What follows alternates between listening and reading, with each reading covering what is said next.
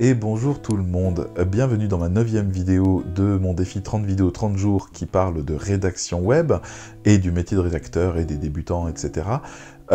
J'ai un petit service à vous demander avant de commencer. Les réseaux sociaux ont décidé que ce que je faisais n'était pas suffisamment intéressant pour le diffuser à tous les gens qui m'ont demandé en ami sur mon réseau. J'aimerais bien un peu plus booster les choses parce que ça vaut le coup que les gens qui ont souhaité être reliés à moi puissent au moins avoir ma vidéo. Et j'aurais besoin que vous envoyiez un petit signe à LinkedIn, à YouTube, à Facebook. Voilà, un tout petit signe, c'est juste liker la vidéo.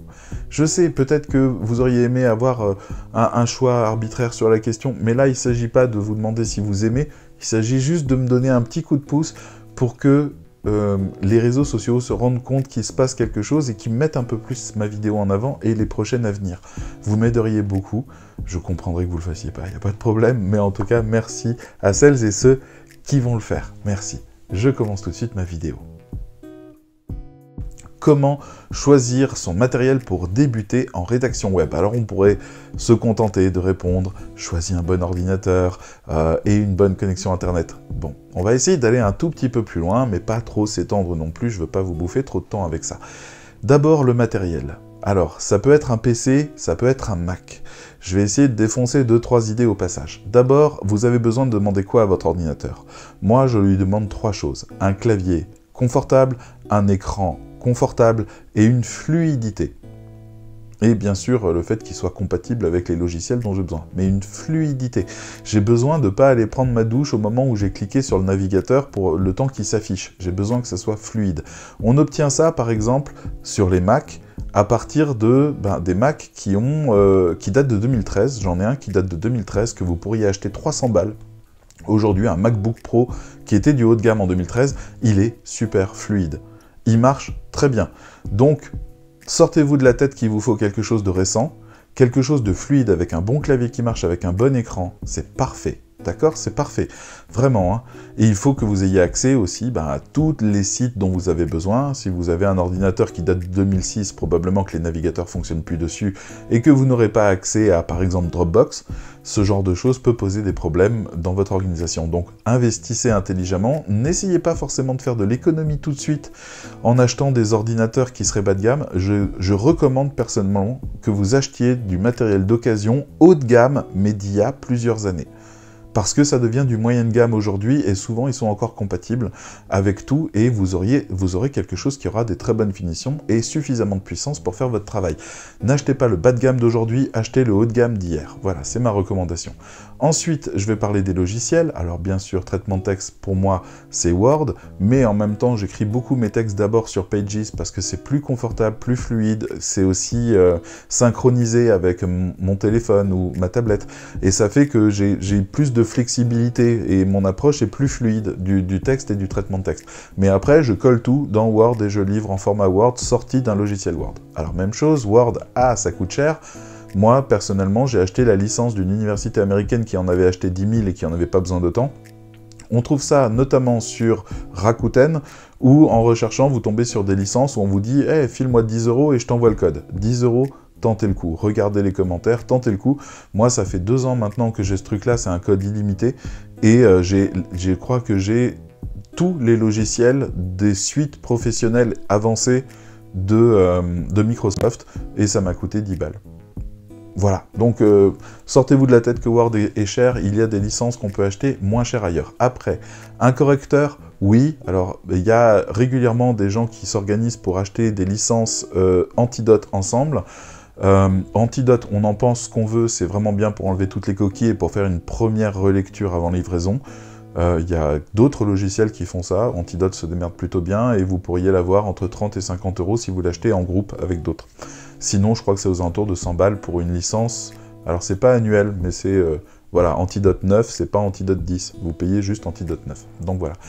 Un Trello, un système d'organisation, quel qu'il soit, qui vous permet de planifier les choses. Alors moi, j'ai un agenda papier et j'ai l'agenda du Mac, enfin d'Apple en général, et j'ai encore 2 agendas à côté pour la gestion de projet. Donc, c'est pas mal d'avoir quelque chose qu'on peut interroger pour savoir où on en est et ce qu'on devra faire plus tard. Je recommande aussi que vous penchiez sur le Bujo de ce côté-là. Ça peut se faire sur papier, ça peut se faire sur logiciel. C'est le bullet journal parce que c'est très flexible et ça va s'adapter. Vous allez adapter l'outil à votre manière de fonctionner. Et ça, c'est un truc vraiment bien et ça évite d'avoir des to-do list qui se déplacent de jour en jour et qui sont totalement épuisantes et de pouvoir bien partitionner les choses selon des objectifs avec une vision par mois, une vision par an, une vision par semaine et une vision par jour. Donc je vous recommande ça aussi. De manière générale, je vous recommande aussi la suite Google, parce que Google propose gratuitement, en échange de toutes vos données personnelles, mais il vous propose surtout tous les outils dont vous avez besoin pour vous organiser en profondeur, gérer les rapports clients, gérer les contacts, gérer les suivis. Vous avez tout qui est disponible pour tout le monde dans la suite Google. Donc moi, je vous la recommande toujours, comme étant, si vous n'avez pas les autres outils de base, voilà, vous pouvez investir là-dedans, c'est très pratique, vous pouvez... voilà. Et puis, je rajoute un petit truc niveau logiciel. Moi, de plus en plus, je fais confiance à Messenger de Facebook, notamment pour tous les appels, toutes les visios, tous les rendez-vous, tous les trucs, et surtout, il y a des petits modules qu'on peut rajouter sur les sites internet qui permettent à des gens de se connecter à vous directement sur Messenger en un clic à partir de votre page de site internet. Donc, il y a plein de petites choses comme ça qui seraient bien. Je continue, les services. Alors, Your Text Guru, SEO Quantum, SEMrush, LinkedIn Sales Navigator pour ceux qui veulent, les publicités Facebook, les publicités Google, bref, tous les trucs qui peuvent vous coûter du fric, mais qui peuvent aussi vous en rapporter.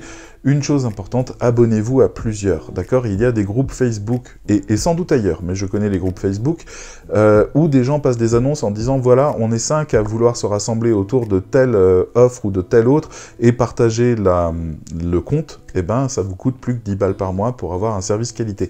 Je vous le précise aussi, vous pouvez facturer un peu plus cher à votre client si vous utilisez un de ces outils, c'est normal, d'accord? Je fais un texte optimisé SEO ou je fais un texte optimisé SEO avec 1.fr, Your Text Guru, SEO Quantum, SEMrush, et j'en passe et des meilleurs, et à ce moment-là, c'est un coût supplémentaire parce que c'est un boulot supplémentaire et parce que c'est aussi un outil payant et que je le paye, donc vous avez, à travers moi, je vous rajoute 10 balles, 15 balles sur le prix de l'article parce que vous en demandez plus. Voilà. Je finis en termes d'investissement, on parlait de matériel, mais je parle un peu de tout ce qu'il faut pour bien démarrer. Coaching, cours, formation. Oui, les amis, je vais vous parler une seconde de la MFM, mais très peu, c'est juste... Faites une formation, faites des formations, cultivez-vous, d'accord? Udemy, toutes les 2 semaines, ou tous les 2 jours, ou toutes les 2 heures, ils vous font une promo où tout passe à 10 balles. Achetez tout, achetez les formations de Mathieu Blanco, achetez les formations de rédaction, achetez les formations sur le web, achetez... Cultivez-vous, fondez votre esprit, c'est votre meilleur matériel pour bosser, pour savoir quoi faire. Intéressez-vous aussi au mentorat. Je vois passer des annonces bizarres en ce moment, du type « Bonjour, je suis un rédacteur très expérimenté, si quelqu'un est d'accord pour me faire un article gratuit par mois, je veux bien le suivre en tant que mentor. » Écoutez, je sais pas quoi en penser, mais si la proposition est sérieuse et la personne d'expérience, ouais, ça vaut le coup d'avoir quelqu'un d'expérience qui répond à vos questions. Ça vaut le coup, ça vaut vraiment le coup. Hein. Ensuite, conseiller en entreprise, parce que oui, vous avez bien une entreprise, donc ça serait pas bête de rejoindre les équipes de votre région. Et enfin, des coachings, notamment coaching prospection, où vous pourriez payer un petit forfait pour avoir quelqu'un qui s'occupe de vous driver pour apprendre à faire de la prospection. Voilà, j'ai fait un grand tour de tout ce qui est possible. Bien sûr, ça commence par un ordinateur et un logiciel, mais allez beaucoup plus loin au niveau des choses pour débuter. Faites des choix intelligents rapidement, de manière à construire votre esprit, d'avoir un matériel fluide, d'avoir les services qui vous facilitent la vie et qui augmentent votre chiffre d'affaires de l'autre côté. Investissez, pensez à investir en vous, dans vos logiciels, dans votre matériel.